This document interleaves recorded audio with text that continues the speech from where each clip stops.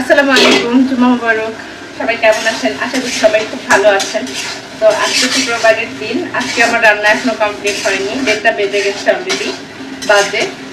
তো রান্না না হওয়ার কারণ আমার শরীরটা একটু খারাপ লাগছিল, সেই জন্য আর না করে শুয়েছিলাম। শুয়ে থেকে সবে মাত্র উঠলাম, যেহেতু সব কিছু রেডি আছে, শুধু রান্না করার। তো আজকে রান্না করছি পটল আলু রুই মাছ দিয়ে ঝোল। আর সকালে মানে কক মুরগি ছিল, ওইটা রান্না করে দিয়ে গেছে। আর মাংস তো রান্না আছেই, ওটা অবশ্য খাবো না, এগুলো দিয়েই খাবো। তো আমার তো রান্না হয়নি, আশা করছি আমার সব আপুদের রান্না বাড়ি আজকে কমপ্লিট হয়ে গেছে, হয়তো বা খাবার প্রস্তুতি চলতেছে। তো এখন চলেন, আপনাদের খাটাস ভাই আম নিয়ে আসছে, খাই। আর ফ্রিজে ভিডিও দিই কেমন। আর হ্যাঁ, তার আগে আমি চাটা গরম করে রাখছি, সে কখন ঠান্ডায় প্রায় খেতে ভুলে গেছি। আমার রান্নাঘরে আসলে চা না খেলে রান্না করার কোনো এনার্জি পাবো না। তো চা খেয়ে কি আম ভালো লাগবে কিনা জানি না, বাট আম নষ্ট করা যাবে কিন্তু চা না।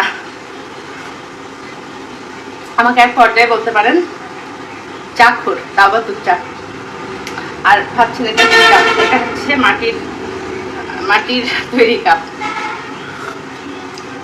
মাঝে মধ্যে খাই, ভালোই লাগে।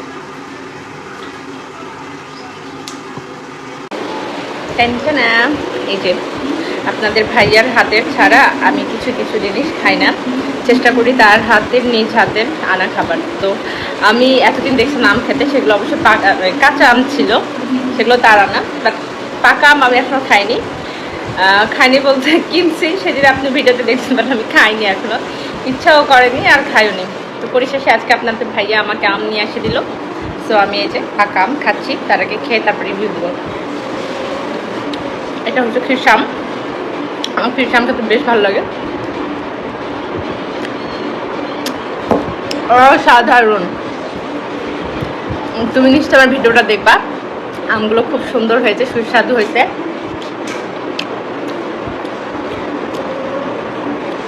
তুমি পাঁচের কারাতে। তো যারা আম খাবেন, টাকা দিয়ে নর্মাল কোনো আম খাবেন না, অল্প খাবেন, কিন্তু অবশ্যই খিরসা আম খাবেন। খিরসা আম আমার মনে হয় সবচাইতে মজাদার, সুস্বাদু, মজাদার, এবং তার সঙ্গে খাবেন বাড়ি ফুল। কি বাড়ি ফুল। সবাই ভালো থাকবেন, শুভ দুপুর।